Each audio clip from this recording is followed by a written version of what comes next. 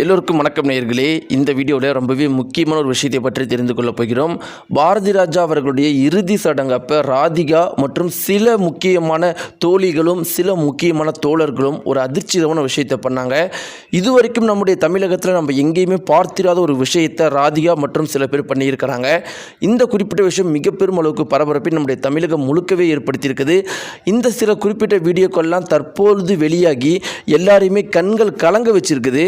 அப்படி பாரதி ராஜா அவர்களுடைய இறுதி சடங்கில் ராதிகா அவங்க என்ன பண்ணாங்க, ரொம்ப முக்கியமாக சுற்றி இருந்தவங்க எல்லாருமே என்ன சொன்னாங்க அப்படிங்கிறதை பற்றி நம்ம தெரிந்து கொள்ள போகிறோம்.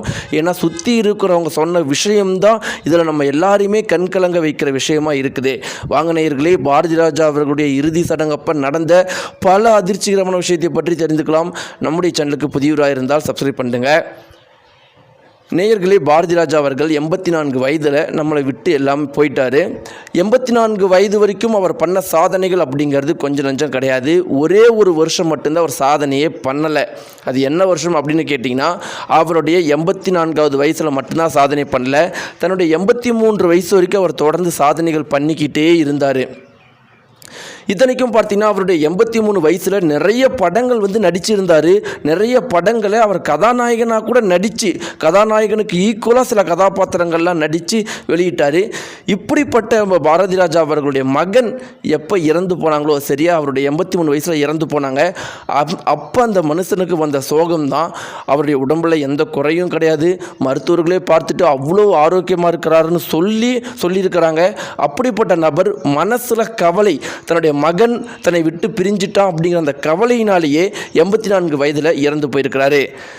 இப்படி இருக்கும்போது நேயர்களே, பாரதி ராஜா அவர்கள் உயிரோடு இருக்கும்போது அவரை ரொம்பவே நல்லாவும் மகிழ்ச்சியாகவும் பார்த்துக்கிட்டவங்க யாருன்னா பாரதி ராஜாவுடைய மகனும் மருமகளும் தான்.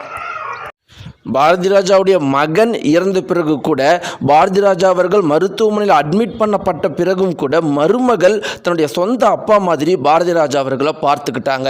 ஆனால் பாரதி ராஜா அவர்கள் இறந்த பிறகு பாரதி ராஜாவுடைய மருமகளுக்கு கணவனும் இல்லை, பாரதி ராஜாவுடைய மருமகளுக்கு மாமனாரும், ஒரு அப்பா ஸ்தானத்தில் இருந்த மாமனாரும் போயிட்டாங்க.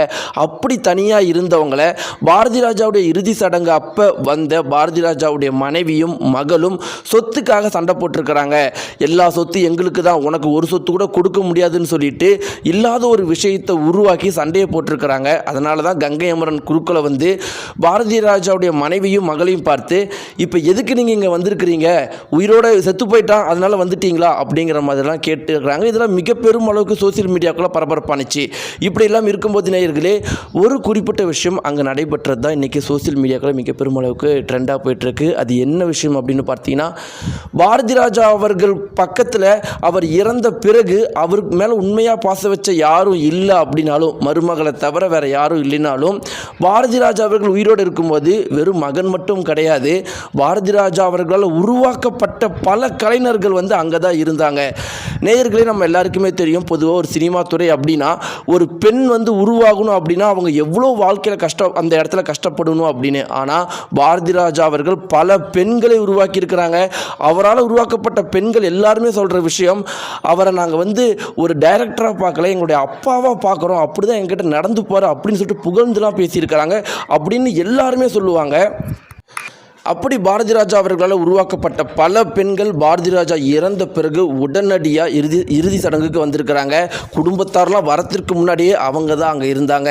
பாரதி ராஜா அவர்களை புதைக்கிறதுக்காக அவருடைய சடலத்தை தூக்கும்போது அங்கே இருக்கிற ராதிகா முதற்கொண்டு ஒரு சில பேர், நாங்கள் ஒரு தடவை தூக்குறோம் அப்படின்னு சொல்லிட்டு ராதிகா மற்றும் சில பேர் தூக்கியிருக்கிறாங்க.